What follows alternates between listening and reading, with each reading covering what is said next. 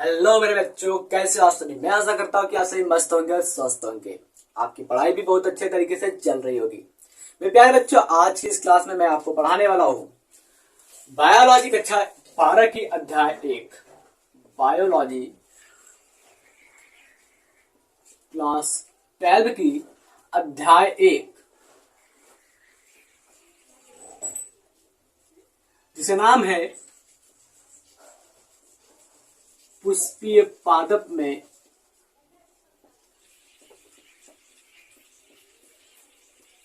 लैंगिक जनन, यानी कि इसको इंग्लिश में हम कहेंगे सेक्सुअल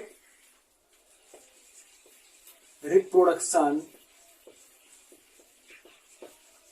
इन फ्लावरिंग प्लांट।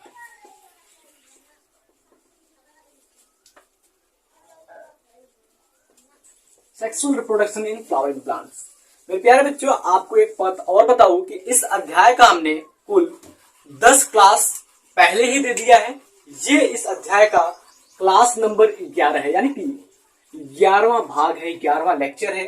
और आज के इस लेक्चर में मैं आपको पढ़ाने वाला हूं दोहरा निषेचन क्या होता है, यानी कि हमारा टॉपिक होगा डबल फर्टिलाइजेशन।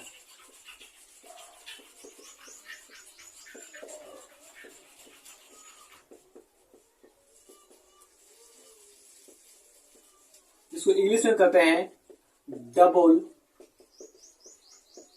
फर्टिलाइजेशन। क्या होता है, इसको आज हम आपको पढ़ाएंगे। तो सबसे पहले जान लीजिए कि डबल फर्टिलाइजेशन को और किस नामों से जाना जाता है। कितने नाम है डबल फर्टिलाइजेशन को, कितने नामों से परीक्षा में प्रश्न पूछा जाता है। ओके, और उसके बाद मैं आपको बताऊंगा कि डबल फर्टिलाइजेशन यानी कि दोहरा निषेचन के बारे में सबसे पहले किस वैज्ञानिक ने बताया था। अब उसके बाद हम जानेंगे कि दोहरा निषेचन में कौन कौन सी प्रक्रियाएं होती हैं उसके बारे में। तो फर्स्ट ऑफ ऑल, अगर हम पहले पॉइंट की बात करते हैं कि दोहरा निषेचन को किस और नाम से जाना जाता है, तो हमारा हो जाएगा कि दोहरा निषेचन जो डबल फर्टिलाइजेशन होता है, दोहरा निषेचन जिसको हम डबल फर्टिलाइजेशन कहते हैं, को द्विनिषेचन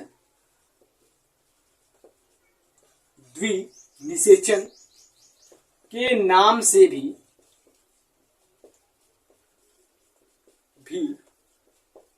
जाना जाता। इतना पॉइंट क्लियर हुआ। अब अगर हम बात करते हैं कि इस द्विनिषेचन या फिर दोहरा निषेचन का मतलब क्या होता है, दोहरा निषेचन या फिर द्विनिषेचन का मतलब क्या होता है, तो अगर हम मतलब की बात करते हैं तो यहां पर सिंपल से आप समझिएगा कि जो नाम द्विनिषेचन है, जो नाम डबल फर्टिलाइजेशन है, तो डबल फर्टिलाइजेशन या द्विनिषेचन का जो शब्द है वो दो शब्द से मिलकर के बना हुआ है। अगर हम पहले शब्द की बात करते हैं तो यहां पर आता है डबल, और दूसरा शब्द होता है वो होता है फर्टिलाइजेशन, जिसको हिंदी में हम कहते हैं निषेचन। तो अगर इसको एक एक शब्द को हम बताएं तो डबल का मतलब होता है 2 बार, और फर्टिलाइजेशन का मतलब होता है निषेचन। ठीक, तो डबल फर्टिलाइजेशन या फिर दोहरा निषेचन या फिर द्विनिषेचन एक ऐसी प्रक्रिया है जहां पर निषेचन की घटना ही 2 बार होती है। निषेचन 2 बार जहां पर होता है वहां हम डबल फर्टिलाइजेशन का उपयोग करते हैं, डबल फर्टिलाइजेशन कहते हैं। पहली पॉइंट ये हो गई। अब अगर हम दूसरे पॉइंट की बात करते हैं कि ये जो डबल फर्टिलाइजेशन है, दोहरा निषेचन है, ये सबसे ज्यादा पाया कहां जाता है, देखने को कहां मिलता है, तो दूसरी पॉइंट हमारी ये हो जाएगी कि जो दोहरा निषेचन यानी कि डबल फर्टिलाइजेशन होता है वो सबसे ज्यादा हमारे आवृतबीजी पादप यानी कि एंजियोस्पर्मिक प्लांट जो होते हैं उसमें देखने को मिलता है। तो इसको लिखेंगे हम कि दोहरा निषेचन की प्रक्रिया, दोहरा निषेचन की प्रक्रिया क्या है। दोहरा निषेचन एक प्रकार की प्रक्रिया है, एक प्रोसेस है डबल फर्टिलाइजेशन, और इसकी जो प्रक्रिया होती है वो अधिकतर आवृतबीजी पादप आवृत आवृत बीजी पादप। देखो आवृत बीजी पादप को इंग्लिश में क्या कहते हैं, तो इसको हम कहेंगे एंजियोस्पर्मिक प्लांट। एंजियोस्पर्मिक प्लांट्स, जो एंजियोस्पर्मिक प्लांट्स होते हैं उसमें देखने को मिलती है। ठीक है, देखने को मिलता है। अब कहेंगे सर जी ये एंजियोस्पर्मिक प्लांट क्या होता है, ये आवृत बीजी पादप क्या होता है। तो बेटा सिंपल सा है, मैंने इसको पहले ही बता दिया है कि आवृत बीजी पादप क्या होता है। देखो आवृत बीजी पादप जो होता है वो एक कंप्लीट प्लांट होता है, एक पूर्ण पौधा होता है जहां पर फल भी मिलता है, बीज भी मिलता है, फूल भी मिलता है, जड़ भी स्पष्ट होती है, तना भी स्पष्ट दिखाई देता है और पत्ती जो होती है वो भी स्पष्ट दिखाई देती है। तो आवृत बीजी पादप एक ऐसा पौधा है जहां पर फल, बीज, फूल, जड़, तना, पत्ती सब कुछ क्या होती है, स्पष्ट दिखाई देती है। जहां पर ये सब कुछ स्पष्ट दिखाई देंगी उस पौधे को हम कहेंगे ये आवृत बीजी पादप है। और वैसे तो जो हम लैंगिक जनन पढ़ रहे हैं वो आवृत बीजी पादप के अंदर ही पढ़ रहे हैं, और उसी में हमने देखा दोहरा निषेचन जो होता है वो आवृत बीजी पादप में पाया जाता है। इतना समझ में आया। आगे की पॉइंट ये होगी कि दोहरा निषेचन के बारे में बताने वाले वैज्ञानिक क्या है। ठीक है, दोहरा निषेचन के बारे में कौन से वैज्ञानिक ने बताया था, तो सन 1898, ठीक है यहां डेट को याद रखना, सन 1898 ईस्वी में, सन 1898 ईस्वी में दोहरा निषेचन के बारे में, ठीक है, दोहरा निषेचन के बारे में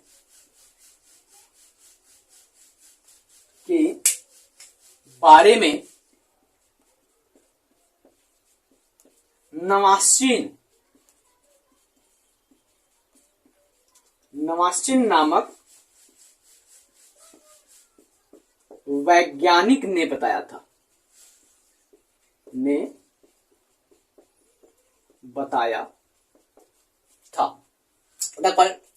इतना समझ में आया। 3 पॉइंट कि दोहरा निषेचन को द्विनिषेचन के नाम से भी जाना जाता है।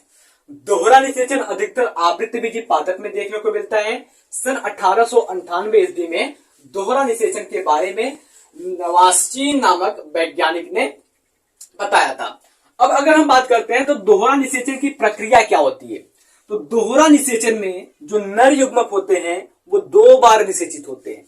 तो दोहरा निषेचन में क्या हो जाएगा कि परागकण से निकला हुआ नर युग्मक 2 बार निषेचन की क्रिया करता है। ठीक है, तो यहां पर हो जाएगा पराग कण से निकला हुआ नर युग्मक 2 बार निषेचन करता है। अब कहेंगे हैं ये परागकण से नर युग्मक निकलेगा और 2 बार निषेचन करेगा। जी हाँ, परागकण से जो नर युग्मक निकलेगा वो 2 बार निषेचन की प्रक्रिया करेगा। कैसे करेगा उसको भी देखते हैं। हमने आपको बीजांड के बारे में पढ़ाया था जिसकी संरचना कुछ इस प्रकार से थी। थोड़ा सा हम स्पेस चाहिए हमें, तो आप इसको नोट कीजिए फिर बताता हूं मैं।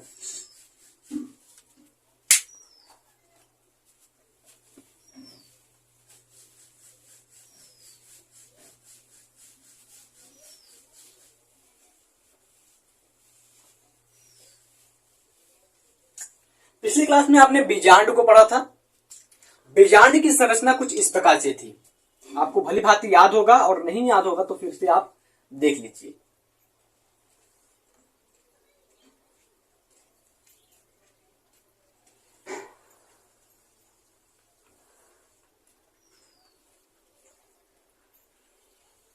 ठीक, इसके अंदर कुछ छोटी छोटी कोशिकाएं थी। इधर 3 कोशिका थी ऊपर की ओर जिसका नाम था प्रतिमुख कोशिका, प्रतिमुख कोशिका। और इस साइड को क्या कहते हैं? इस साइड को हम कहते हैं निभाग, कैलाजल साइड। ठीक, उसके बाद ये बीजांड द्वार है जिसको माइक्रोपाइल के नाम से जानते हैं। तो बीजांड द्वार में भी 3 कोशिकाएं थी, लेकिन यहां पर 3 कोशिकाओं में 2 प्रकार की कोशिका थी। पहले समझ लीजिए चित्र को, फिर आसानी से समझ में आ जाएगा। यहां पर जो 2 प्रकार की अलग अलग कोशिकाएं थी, इनमें अगर हम बात करते हैं, ये दो कोशिकाएं हैं किनारे किनारे की, एक कोशिका ये, दूसरी कोशिका ये। जो किनारे किनारे की ये 2 कोशिकाएं हैं, इन दोनों कोशिकाओं को हम कहते हैं सहायक कोशिका। ये जो 2 कोशिकाएं हैं इसको हम कहेंगे सहायक कोशिका, सहायक कोशिका नाम से आप परिचित रहिए। और बीच में जो हमने नीले रंग का बनाया है, इस कोशिका को हम कहेंगे अंड कोशिका, अंड कोशिका। समझ में आ रहा है ना? और इसके बाद बीच में भी 2 कोशिकाएं थी, बीच में भी 2 थी, और इन दोनों को नाम दिया जाता है द्वितीयक केंद्रक, द्वितीयक केंद्रक, द्वितीयक केंद्रक नाम दिया जाता है। इतना तो हमारा हो गया बीजांड के चित्र में। ठीक, फिर से देख लीजिए, निभाग की ओर जो कोशिका है उसको प्रतिमुख कोशिका, बीच में 2 कोशिकाओं को द्वितीयक केंद्रक, बीजांड द्वार की ओर 3 कोशिकाएं हैं जिसमें से किनारे किनारे की 2 कोशिका को हम सहायक कोशिका, बीच की 1 कोशिका को हम अंड कोशिका कहते हैं। और अगर हम बात करते हैं परागकण का अनुकूरण, तो परागकण के अनुकूरण में तो एक पराग नलिका निकलती है, और वो पराग नलिका बीजांड द्वार से होते हुए उसके अंदर प्रवेश करती है। यानी कि हम बात करते हैं, एक यहां पर हमारा परागकण है, ठीक है, एक परागकण हो गया ये हमारा, और इस परागकण में क्या हो रहा है? अनुकूरण हो रहा है। तो अनुकूरण के दौरान एक पराग नलिका निकलती है, और ये पराग नलिका क्या होती है? इस बीजांड द्वार से होते हुए बीजांड के अंदर प्रवेश कर जाती है। ठीक है, बीजांड द्वार से होते हुए क्या करती है? बीजांड के अंदर प्रवेश कर जाती है। जब ये बीजांड द्वार से होते हुए बीजांड के अंदर प्रवेश करेगी, तो परागकण से जो नर युग्मक निकलती है वो भी तो बीजांड के अंदर प्रवेश करेगी, करेगी ना? तो देखिए यहां पर ये तो हमारा क्या है? परागकण। चलिए मैं बना देता हूं उसको, ये हमारा है परागकण। ठीक, परागकण से ये निकला हुआ है हमारा पराग नलिका, जिसको हम पॉलन ट्यूब के नाम से जानते हैं। अब ये क्या होता है कि परागकण के अंदर वास्तव में जो परागकण होता है वो इस प्रकार से दिखाई देता है आपको, परिपक्व होता है। यहां पर 2 कोशिकाएं होती हैं, एक आपका होता है कायिक कोशिका, कायिक कोशिका, और दूसरा होता है आपका जनन कोशिका। अब क्या होता है कि ये जनन कोशिका के अंदर जो केंद्रक होता है, ये केंद्रक हो जाता है विभाजित। ये केंद्रक क्या होता है? विभाजित होकर के 2 नर युग्मक का निर्माण कर लेता है। अब यही जो 2 नर युग्मक होते हैं जो जनन कोशिका से निकलते हैं, वो इस पराग नलिका में आ जाते हैं। ठीक है, इस पराग नलिका के अंदर आ जाते हैं, और इन्हीं को हम कहते हैं नर युग्मक। क्या कहते हैं इसको? हम नर युग्मक कहते हैं। अब यही 2 नर युग्मक हैं, और एक नर युग्मक क्या करता है? इस अंड कोशिका के साथ मिलता है, निषेचित होता है। ठीक, और दूसरा नर युग्मक जो होता है वो द्वितीयक केंद्र के साथ मिलता है, निषेचित होता है। तो अब क्या क्या प्रक्रियाएं होंगी, क्या क्या बनेगा, उसको भी आप जान लीजिए एक बार। चलिए अब हम बात करते हैं कि 2 नर युग्मक में से एक नर युग्मक को हम निषेचित कराएंगे। तो अगर हम कहें first male gamete, first male gamete, first male gamete यानी कि प्रथम परागकण का नर युग्मक मिलेगा आपस में एक सेल के साथ, एक सेल यानी कि अंड कोशिका के साथ मिलेगा। समझ में आया? जब अंड कोशिका के साथ मिलता है, एक सिंपल सा एग्जांपल समझिए, ह्यूमन का लेते हैं। जो मेल गैमेट होता है उसको स्पर्म कहते हैं, फीमेल गैमेट को ओवम कहते हैं। स्पर्म और ओवम आपस में मिलता है, किसका फॉर्मेशन करता है? जाइगोट का। बस यहां पर भी वही होगा कि फर्स्ट मेल गैमेट जो होगा वो एक सेल के साथ मिलेगा, जाइगोट का फॉर्मेशन करेगा। किसका? जाइगोट का फॉर्मेशन करेगा, यानी कि युग्मनज का निर्माण करेगा। और ये युग्मनज क्या होता है, आगे चल करके भ्रूण यानी कि एम्ब्रियो का फॉर्मेशन कर देता है, एम्ब्रियो का निर्माण कर लेता है। पहले नर युग्मक का काम खत्म, आप इतना लिख देंगे हो जाएगा। अब अगर हम बात करते हैं सेकेंड मेल गैमेट की, द्वितीयक नर युग्मक की बात करते हैं, सेकेंड मेल गैमेट यानी कि द्वितीयक नर युग्मक की बात करते हैं, तो जो द्वितीयक नर युग्मक होता है वो मिलता है आपके द्वितीयक केंद्रक के साथ। किसके साथ?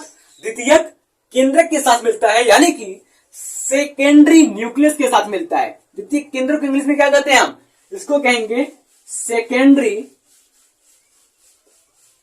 न्यूक्लियस। ठीक है, क्या कहें इसको हम? Secondary nucleus.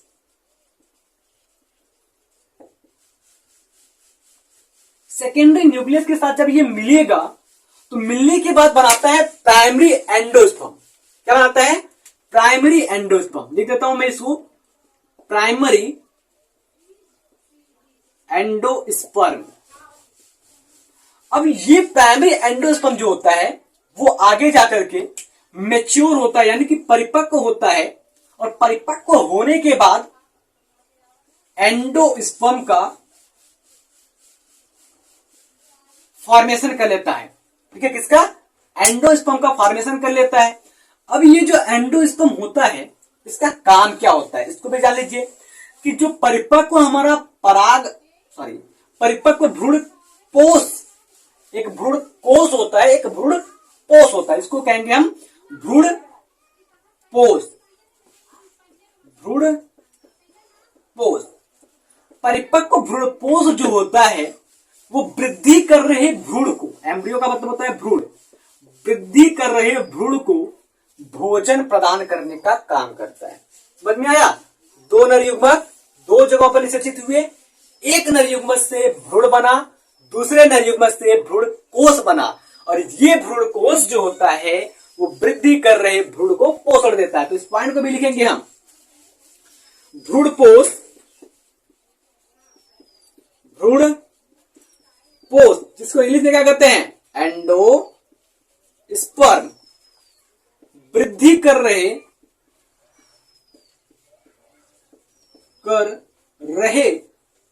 भ्रूण को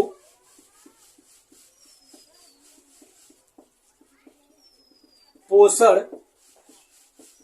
प्रदान करता है। इस प्रकार से आप लिखेंगे एग्जाम में। आई होप आपको दोहरा निषेचन अच्छे से समझ में आ गया होगा।